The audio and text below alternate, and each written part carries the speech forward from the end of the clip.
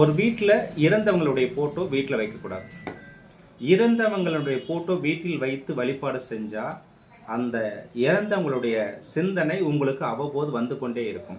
இப்போ ஒருத்தர் வந்து விபத்தால் இறந்துட்டாருன்னா அவர் போட்டோ நீங்கள் வச்சு மாட்டி அந்த போட்டோவை பார்த்துட்டே இருந்தீங்களன்னா அந்த இறப்பு அந்த விபத்து சார்ந்த எண்ணங்கள் வந்து அவ்வப்போது உங்களுக்கு வந்து சூழ்ந்துட்டே இருக்கும். மனசில் வந்து அந்த ஆறா வந்து உங்களை சுற்றிட்டே இருக்கும். அதனால அந்த சிந்தனை வரக்கூடாது, அவர் இறந்தவனுடைய சிந்தனை வரக்கூடாது அப்படின்னு நீங்கள் நினச்சிங்களன்னா அந்த ஃபோட்டோ வந்து நீங்கள் வந்து ஒரு அமாவாசை நாளோ ஒரு நல்ல நாள்லேயே பூஜை பண்ணிவிட்டு அந்த ஃபோட்டோ வந்து ஒரு இரும்பு பொட்டியில் போட்டு ஒரு வீட்டில் அட்டாளி மேலே வந்து வச்சுடுங்க. மீண்டும் அமாவாசையோ இல்லை உங்களுக்கு எப்போ சாமி கும்பிடணும்னு தோணுதோ அப்போ எடுத்து மீண்டும் பூஜை பண்ணிவிட்டு மீண்டும் அதே போல் வச்சுடுங்க. நம்ம பாரம்பரியத்தில் ஆதி காலத்தில் நம்ம முன்னோர்கள் வந்து இப்படி தான் செஞ்சுருந்தாங்க. அதனால அவங்களுக்கு எந்த ஒரு ப்ராப்ளமோ எந்த ஒரு பிரச்சனையும் கொடுக்கல. முன்னோர்களுடைய ஆசீர்வாதம் அவங்களுக்கு பரிபூர்ணமாக இருந்தது. அதனால தான் இன்றைக்கி அவங்க வந்து 100 வயசு வரைக்கும் வாழ்ந்துருந்தாங்க.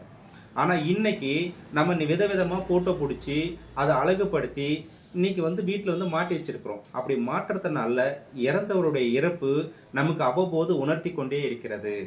ஒருத்தர் உடல்நிலை சரியில்லாமல் இறந்து போயிருக்கலாம், விபத்தால் இறந்து போயிருக்கலாம், அல்ல தற்கொலை பண்ணி இறந்து போயிருக்கலாம். ஆனால் அந்த எண்ணங்கள் வந்து உங்களை சூழ்ந்து கொண்டே இருக்கும்.